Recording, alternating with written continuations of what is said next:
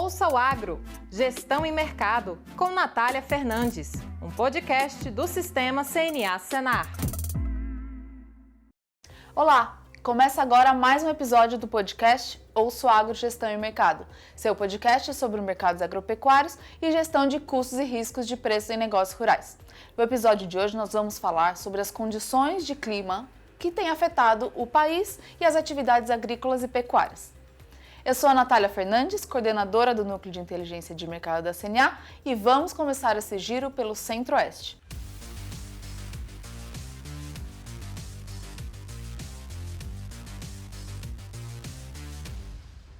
Recebo o Ricardo Arioli, que é produtor rural no Mato Grosso. Seja bem-vindo, Arioli. Obrigado, Natália. Então, a situação lá no Centro-Oeste, na questão climática, ela não está muito boa esse ano. Começamos aí com alguns problemas de seca, né? Eu acho que nós já estamos aí lá no estado de Mato Grosso, pelo menos na terceira rodada de seca. Nós tivemos aí chuvas no início de setembro, o pessoal que planta algodão aproveitou as chuvas para plantar soja, garantir a janela boa para plantio de algodão de segunda safra, e parou de chover. Então aí, dali a pouco choveu um pouquinho, a turma da soja entrou quente, né? Daí parou de novo, o pessoal parou para esperar o plantio, para chover de novo, para terminar o plantio, né? Logo em seguida terminou-se o plantio e agora estamos nessa atual rodada de secas, vamos chamar assim, porque não choveu mais, né? Algumas chuvas pontuais, nós tivemos algumas chuvas na BR-163 outro dia. Eu tive a sorte de andar lá pela estrada, pela BR-163, então eu vi várias lavouras lá com problemas, né? Soja já virando a folha. Claro que depende muito, a soja depende muito o impacto da seca em relação ao ciclo, né? Aquelas mais desenvolvidas que já cobriram o solo têm talvez uma forma um pouco melhor de sobreviver, né? Passar a seca, mas aquelas recém-plantadas a soja começa a desaparecer porque vai morrendo por conta do calor, que é outro componente enorme aí, ruim, né? Nessa época aí, então o calor está grande, né? Então nós não estamos numa boa situação de plantio no Centro-Oeste. No nosso caso, né, nós estamos plantando na nossa fazenda esse ano a nossa 36ª safra de soja. Que é em qual região? Em Campo Novo do Parecis. E nunca tínhamos perdido produção por conta de seca. Essa vai ser, infelizmente, esse será o primeiro ano. É importante que você tenha ressaltado esses momentos que tiveram as chuvas e depois pararam. A gente percebe muito dúvidas sobre isso, né? Falam assim, choveu e acha que é suficiente, mas a atividade agrícola, infelizmente, não é assim. Principalmente quando a gente fala numa fase de plantio, desenvolvimento, enchimento de grão, então precisa de uma consistência maior de chuvas. E aí, como você citou também, a questão do calor, então temperaturas bastante elevadas, né? Exatamente. E aí, como que você tem visto que os produtores têm reagido em relação a essa condição, né? Essa diversidade? Você falou que tem alguns casos de perda e provavelmente vai impactar na gestão, seja de investimento em tecnologia, trato cultural ou mesmo plantio ou condução dessa lavoura. O que você tem observado lá ou vivenciado?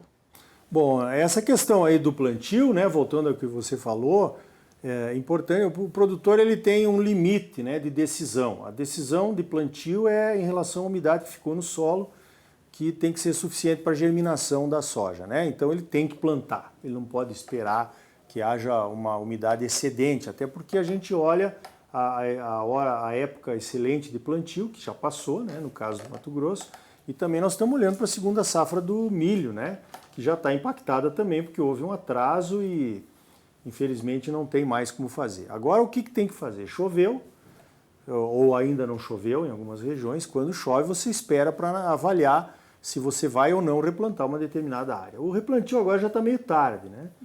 Então é uma decisão difícil. Já tem produtores de algodão que estão preferindo abandonar a soja, plantar o algodão numa época melhor, porque sentem que aquela soja ali não será lucrativa, e então é melhor já apostar numa próxima safra. Na questão do milho nós temos um problema sério, que o custo de produção está acima do preço, então também esse é um componente que vai impactar, essa seca está impactando no milho, porque a decisão de plantio de milho também está muito difícil nesse momento. Entendi. Bom, Arioli, muito obrigada pelas suas contribuições, pelo seu relato. Realmente a situação não é favorável, né? E a gente vê também que pode impactar o custo do produtor com essa questão de replantio ou decisão de entrar com uma outra cultura. Então vai ser um ano bastante desafiador. Obrigada pelas suas contribuições. Eu que agradeço, né? Eu acho que a CNA faz um grande trabalho mostrando o que está acontecendo pelo Brasil afora. Nós temos problemas nessa safra. Infelizmente, né, certamente não teremos um recorde como tivemos no ano passado. Vamos esperar que seja suficiente para que os produtores não tenham lá um grande prejuízo. Sim, minimizar o máximo possível, né, usando essa gestão da propriedade. Obrigada.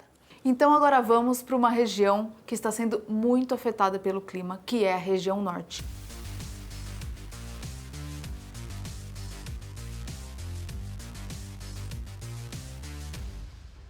E para isso eu estou aqui com Darlan Alves, ele que é cafeicultor no estado de Rondônia. Seja bem-vindo, Darlan. Olá, boa tarde, Natália, boa tarde toda a equipe do CNA.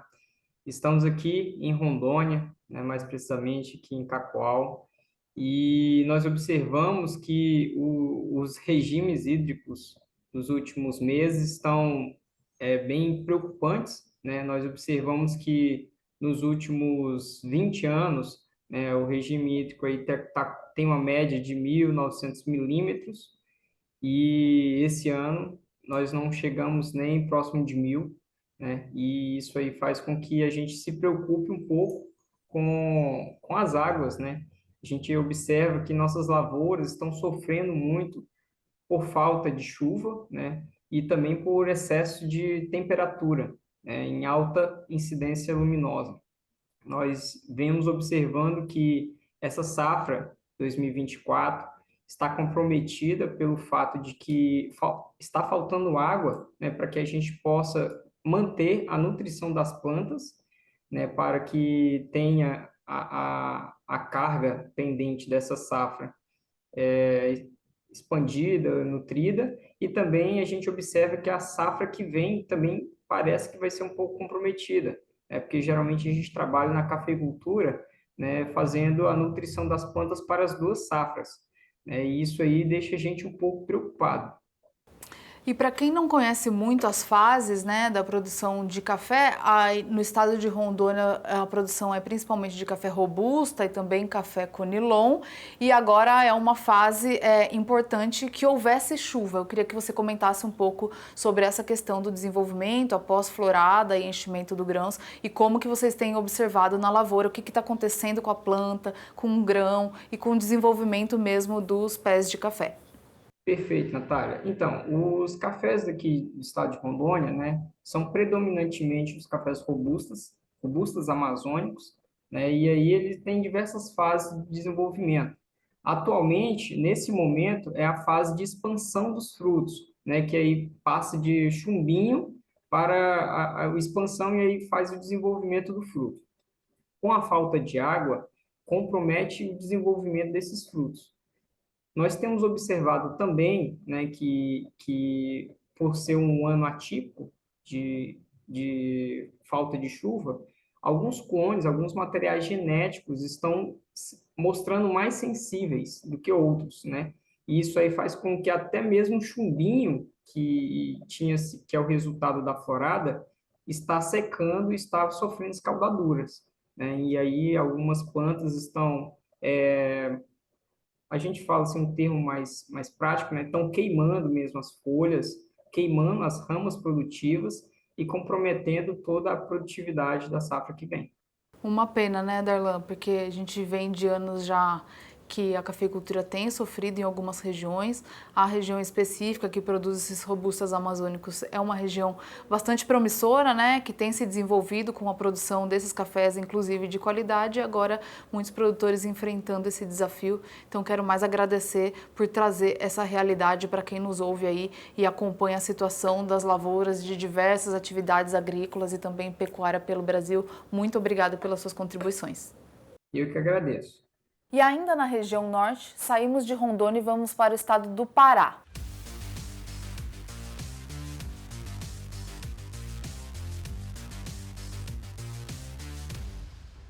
Para isso, convido Fernão Zancaner, ele que é produtor rural no estado. Seja bem-vindo, Fernão. Olá, boa tarde, Natália, boa tarde a todos que estão nos acompanhando. Bom, nós estamos aqui na região de Julianópolis, né, no estado do Pará, a aproximadamente 400 quilômetros de Belém, à beira da Belém Brasília aqui. E aí aqui nós estamos trabalhando com as atividades de agricultura, pecuária, e é uma região, uma fronteira agrícola, né, uma região nova dentro do Brasil da produção, já vem produzindo há alguns anos e vem ampliando sua produção ao longo dos anos em áreas, principalmente avançando sobre áreas de pastagem. E Fernão, como que tem sido o clima aí na região, principalmente agora no segundo semestre de 2023? Realmente essa influência do El Niño, ele tem um impacto grande para nós aqui, né? Quando entra o El Niño, a gente sofre com uma seca mais prolongada.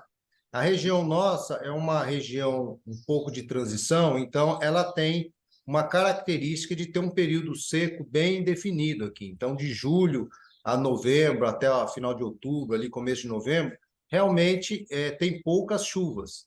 Mas quando o El Niño entra, como entrou agora nesse segundo semestre, né, com mais intensidade, ele causa realmente praticamente uma extinção da chuva aqui nesse período. Então, para a agricultura, ele não influencia tanto nesse primeiro momento, porque os plantios aqui eles ocorrem mais para o final do ano, né? A janela de plantio ela é mais tardia.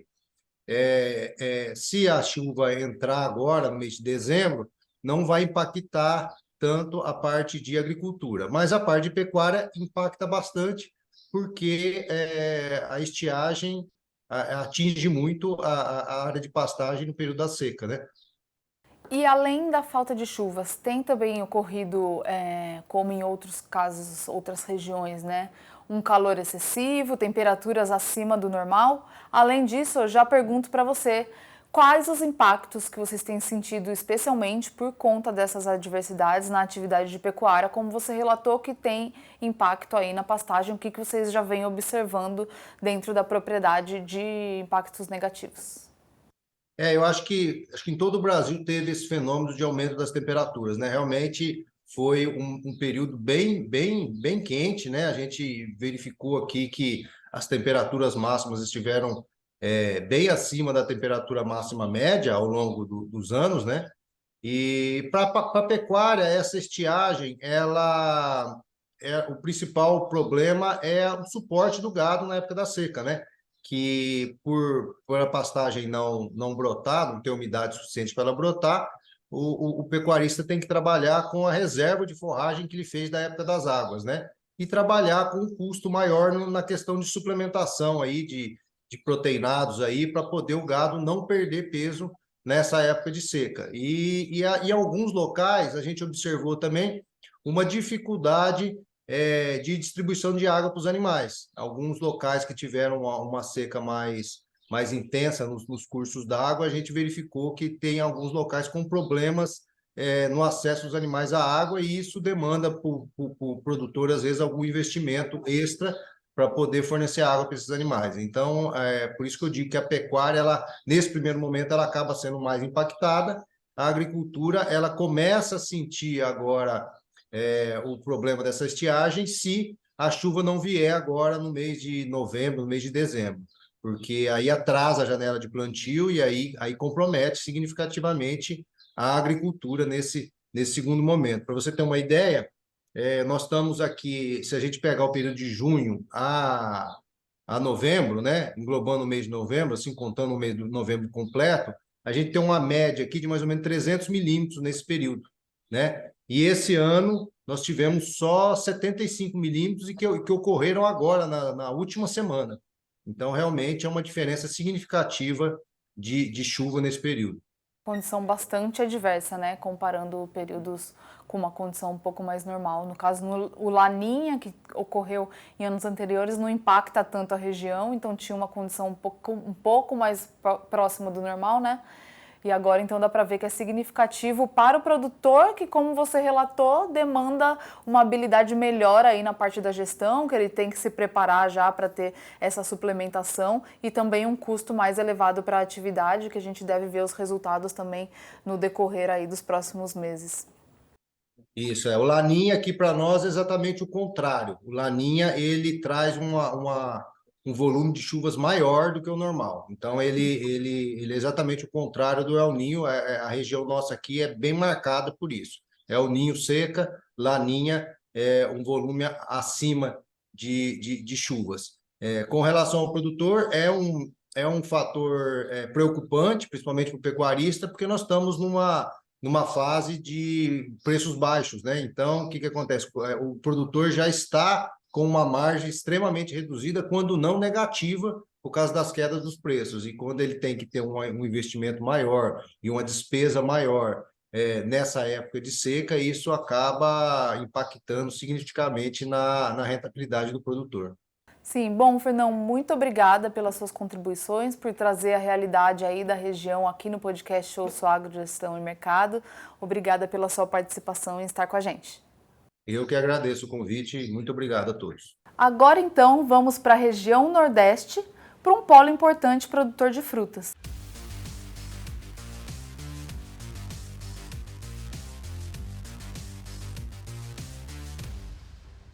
Para isso, vou falar com o Ivan Pinto, que é produtor no Vale do São Francisco. Seja bem-vindo, Ivan.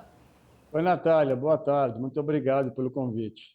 Bom, Ivan, a gente sabe que as condições têm afetado a maior parte das regiões produtoras pelo Brasil, de várias culturas agrícolas, e eu queria que você passasse um relato de quais condições, como que está o clima aí no Vale do São Francisco e na região em que você produz. Nós estamos no único semiárido tropical do planeta que passa um rio no meio, que é o Vale do São Francisco. Aqui é uma região semiárida. Nosso sistema de irrigação é 100%, ou seja, quase todos os dias nós usamos sistema de irrigação. Aqui acho que Deus fica em um dilema, porque a turma do sequeiro reza para chover, a turma da fruticultura reza para não chover. Chuva aqui para a fruticultura não é bem-vinda. Nós tivemos uma chuva muito forte, com ventanias, próximo a finados, que derrubou alguns parreirais, causou alguns estragos. Estava previsto de 5 a 10 milímetros, teve áreas que passou de 100 milímetros, mas foi somente naquela semana. Agora nós estamos com 3 semanas de um sol intenso, e o sol intenso também ele é prejudicial. A falar, mas não é uma área de irrigação? Sim, mas a planta, a cultura da uva, a cultura da manga são as culturas carro-chefe aqui do Vale do São Francisco. Ela tem um metabolismo de fotossíntese que a gente chama de C3. Acima de 25 graus, a fotossíntese começa a ficar complicada. E acima de 30 graus, ela não absorve mais água, porque fecham os estômatos. Então, você pode botar água no solo, a água vai estar no pé da planta e a planta está passando sede. Então, existem alguns mecanismos para poder amenizar isso daí, que é o uso, por exemplo, de extrato de algas, de fitorreguladores. Importantíssimo manter toda a parte de nutrição equilibrada, potássio, boro, magnésio. E uma coisa que muitos produtores não dão atenção, Natália, é medir a condutividade da solução do solo. Você imagina um estresse por causa de sol, altas temperaturas, estômago fechando, a planta tem água no seu pé e falta detalhes básicos como a nutrição. E o pessoal não mede a condutividade elétrica. E muitas vezes isso dificulta a absorção de água. Então, não é somente ter a água, são outros condicionantes para que o sistema de irrigação funcione bem. Você trouxe pontos bastante relevantes, tanto em relação a essas condições, né, de clima, como você relatou, uma chuva em momento que não era esperado, em um volume superior à média normal para o período, e também temperatura mais elevada. E já deu alguns indicativos de que o produtor pode ficar atento. Em relação ao cultivo de uva e de manga, o que vocês têm observado dos principais impactos e prejuízos para essas culturas na região? E se de alguma forma vocês já conseguem estimar algum tipo de perda, seja em produtividade, qualidade, como que está essa situação, Ivan? Os prejuízos na uva, áreas que não estavam com a cobertura plástica, a uva racha, ela está assim num ponto de colheita. Se chover, ela racha todinha, a perda é muito grande. Se estiver na fase de flor, ela aborta todas as flores. Então, a cobertura plástica é um manejo que estamos hoje utilizando aqui no Vale do do São Francisco. Estamos testando vários processos, várias metodologias para poder ver o que seria o melhor, mas não está ainda definido. Então, uva teve uva rachada, nós tivemos aborto floral, e na manga, que é mais resistente à chuva, mas tem que fazer aplicação de filtro solar, que é como se fosse um cal, tem até o nome de um deles, que é o Caulin, que é muito conhecido, sabe? Ele faz uma proteção como se fosse um protetor solar. Ele é realmente, né? Então, a aplicação desse produto é importante para não queimar, não danificar o fruto. E é utilizado também por aqui. Bom, Ivan, muito obrigada pelas contribuições e pela atualização dessas informações de quem vivencia aí a realidade, né, dessas condições adversas. A gente nota que muito provavelmente vai ser uma safra também com um custo um pouco mais elevado por conta dessa necessidade, desses manejos que você acabou de citar, mas a gente deseja aí que o produtor continue bastante engajado para conduzir essas atividades. Obrigada pela sua participação. Muito obrigado, Natália. Uma boa tarde a todos. Até mais. Continuando o nosso giro pelo Brasil, chegamos à região Sudeste.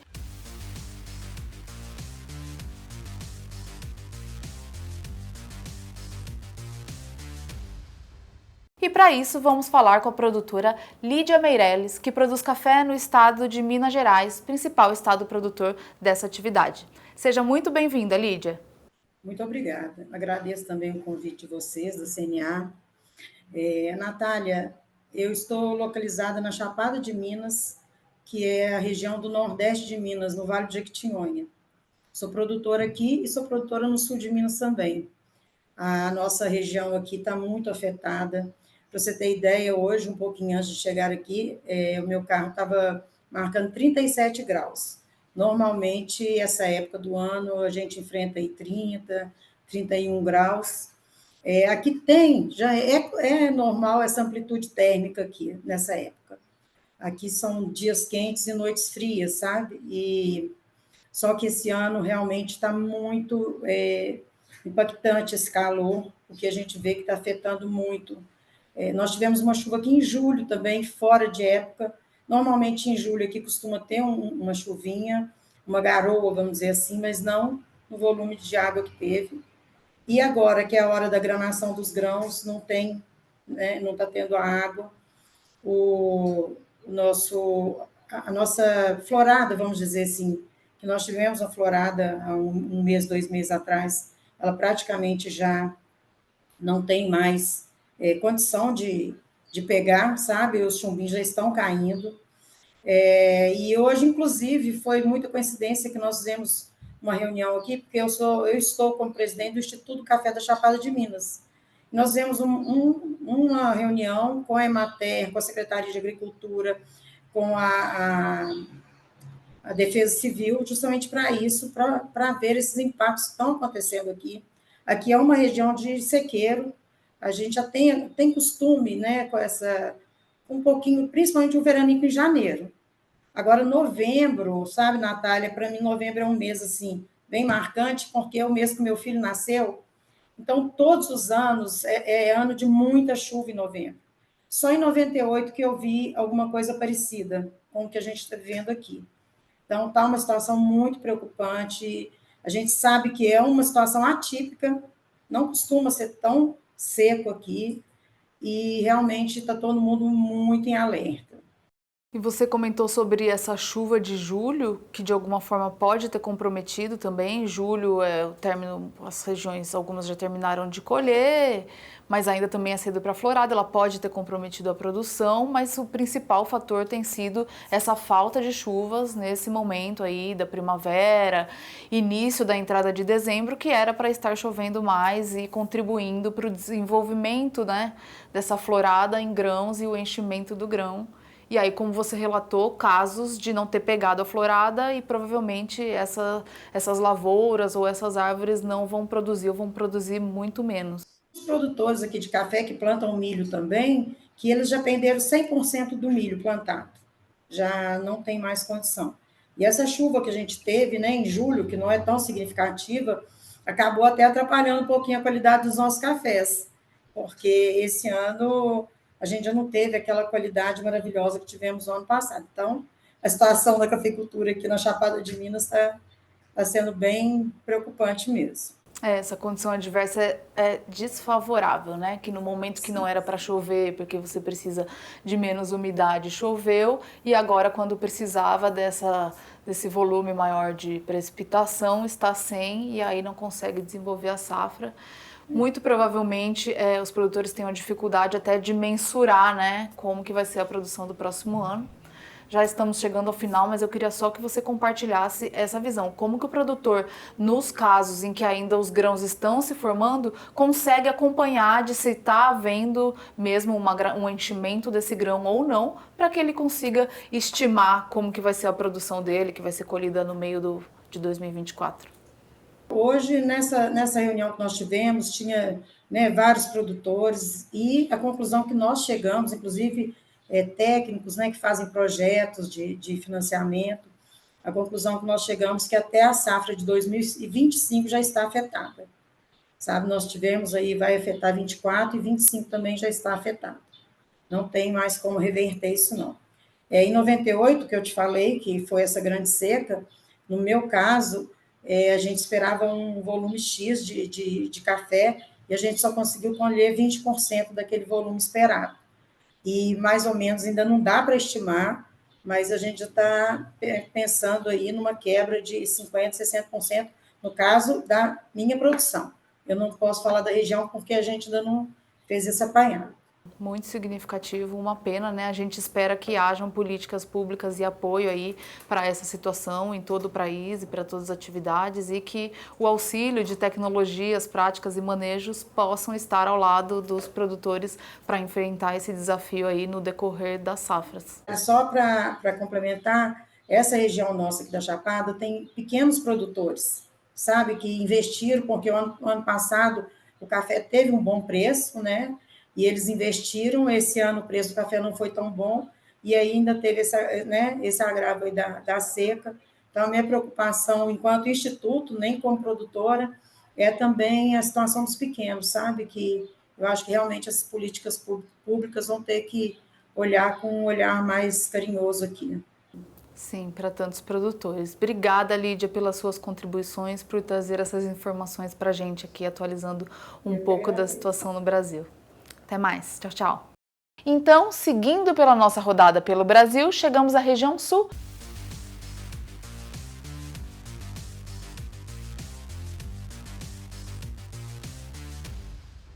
E vamos conversar com José Antônio Borg, ele que é produtor rural no estado do Paraná. Seja bem-vindo, Borg. Eu que agradeço o convite, estamos aqui para conversar. Eu sou de Maringá, né, uma cidade situada no noroeste do estado do Paraná, né, e um estado bastante diversificado. E quais que são as principais condições adversas que vocês estão vivenciando agora, mais nessa segunda metade do ano, lá na região e também no estado de forma geral? Olha, o Paraná está em cima do Trópico de Capricórnio, é um estado que tem uma peculiaridade, é muito diversificado em termos de clima. Se a gente pegar do centro para o sul, é uma situação totalmente diferente do que do centro para o norte e oeste, né?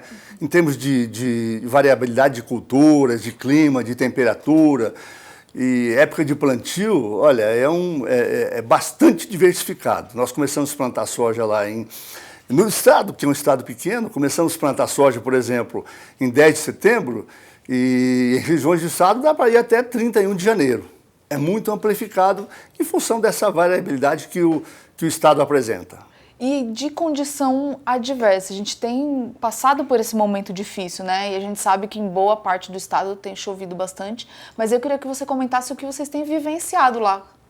No sul do estado, centro-sul do estado, tivemos assim um excesso muito grande de chuva nos últimos meses aí, 2 ou 3 meses, com chuvas assim de 1.500 a 2.000 milímetros em 2 meses, em 3 meses, né?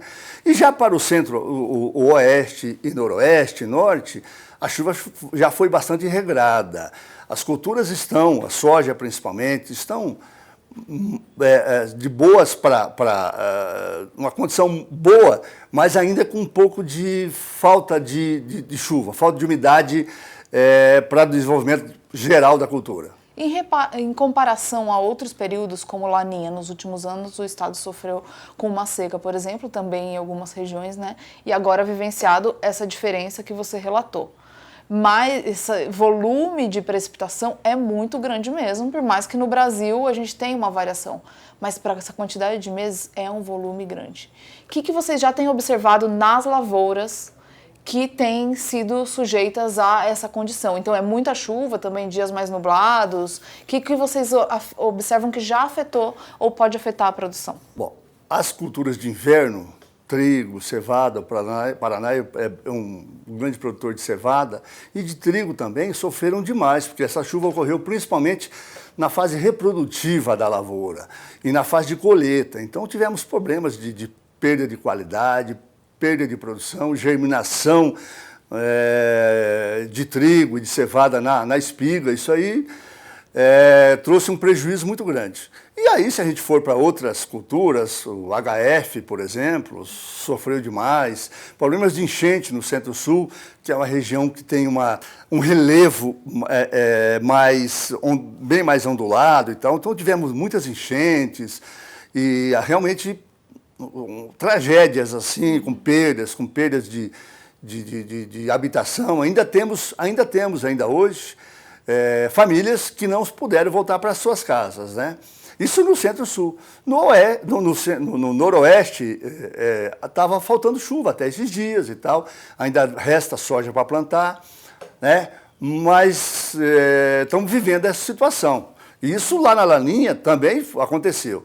Nós tivemos na época de Laninha, no ano de 2021, tivemos aquela seca muito grande, todo o Oeste e Noroeste tivemos perdas assim como nunca vista nos últimos 50 anos de plantio de soja na região, né? E o Centro-Sul produziu maravilhosamente bem. E agora tem essa condição aí, de novo, diferente, infelizmente, afetando a produção de grãos, desses cereais de inverno no estado. Então, já chegamos ao final dessa nossa rodada. Muito obrigada pela contribuição, Borg, e a gente espera uma melhora aí para os produtores nos próximos meses. Sim, sem dúvida. É o que a gente espera, né? E é assim, a agricultura, a atividade agrícola é assim. Muito obrigada. Obrigado a vocês.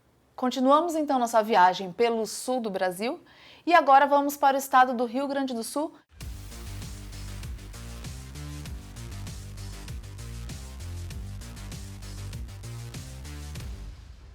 E para isso estou com Hamilton Jardim, que é produtor rural lá do estado do Rio Grande do Sul.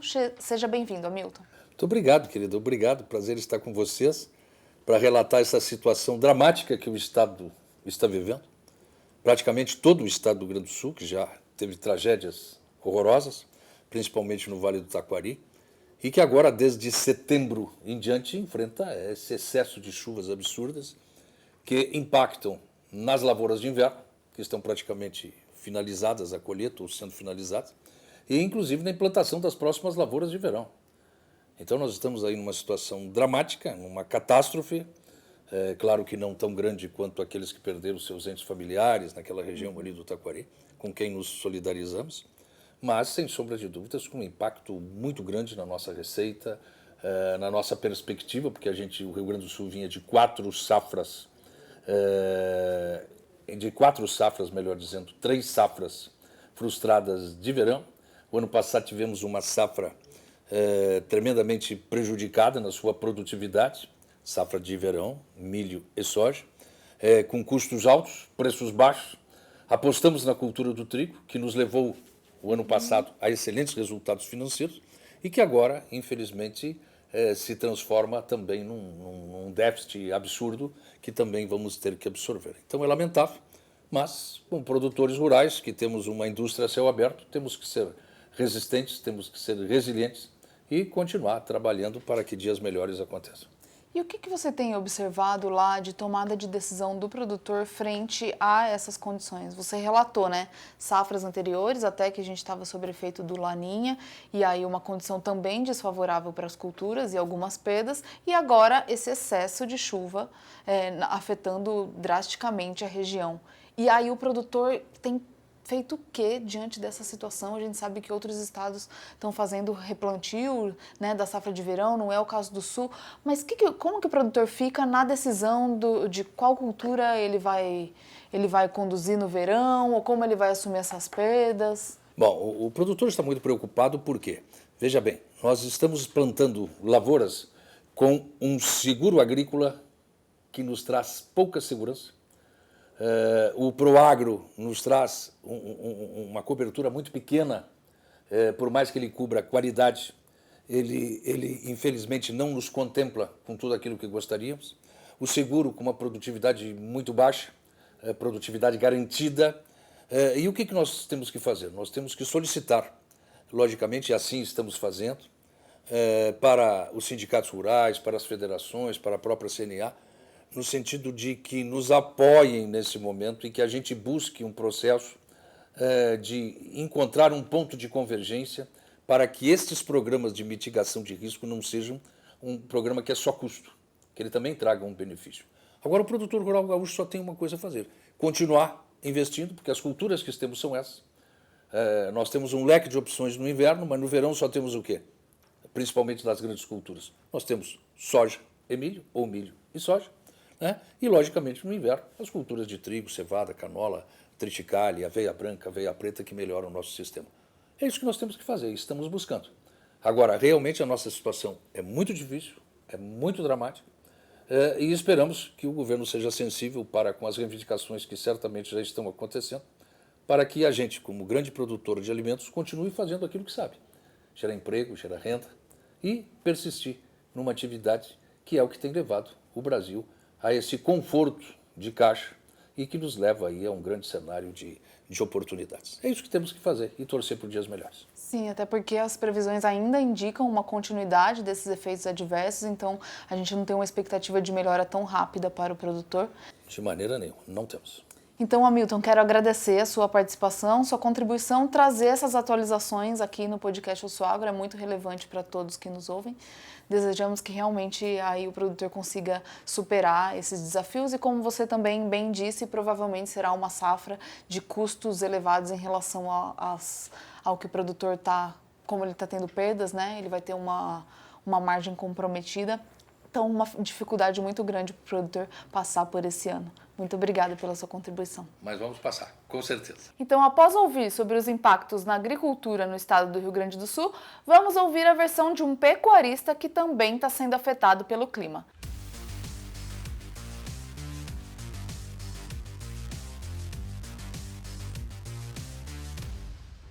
Para isso, vamos conversar com o André Weber, que é pecuarista nesse estado. Seja bem-vindo, André. Conte pra gente como que está sendo o clima aí na região e como isso tem afetado a sua propriedade e a produção.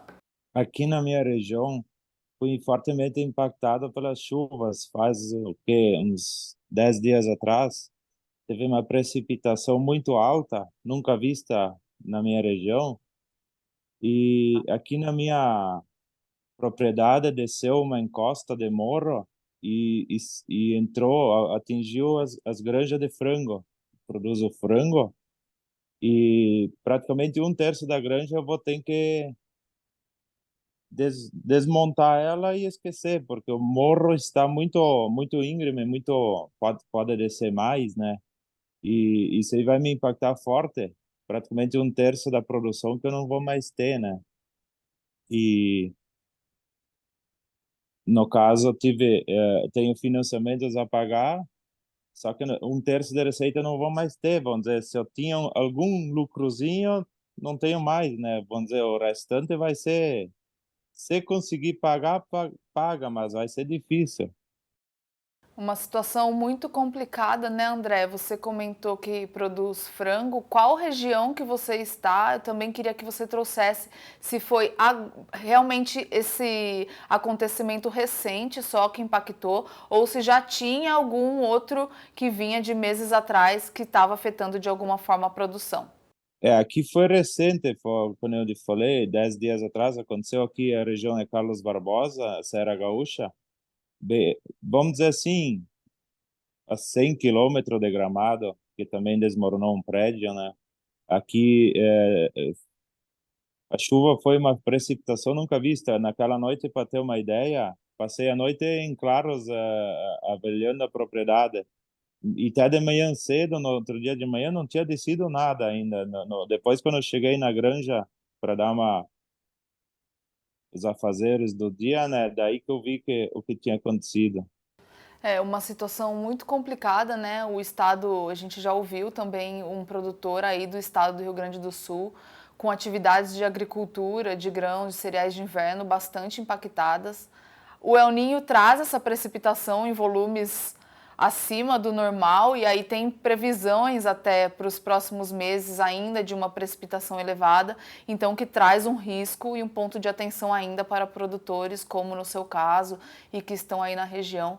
Então a gente sente muito pelo ocorrido e esperamos que tenham políticas públicas para amparo desses produtores que tenham tido esse tipo de perda e, como você comentou, dificuldade para honrar os seus compromissos junto à instituição financeira. Então, André, muito obrigada pela sua participação. A gente deseja aí que consiga ter andamentos positivos em relação a esse apoio para vocês recuperarem a produção. Se você tiver mais algum ponto que você queira colocar em relação à estimativa de perdas da produção ou algum outro ponto, fique à vontade, mas eu já te agradeço pela sua participação. A perda de produção aqui que eu vou ter é 1/3, né? Vamos dizer, eu hoje tenho em torno perto de 1 milhão de investimento para ser pago ainda, né? E vou perder 1/3 da minha produção, né? Da minha receita. Vamos dizer, me impacta mais isso do que a perda em si, né? A perda em si com, sei lá, 300 mil, bota de volta. Só que não tem como botar de volta porque a encosta de morro tá ali ameaçando a descer tudo, né? Então não vale a pena, né?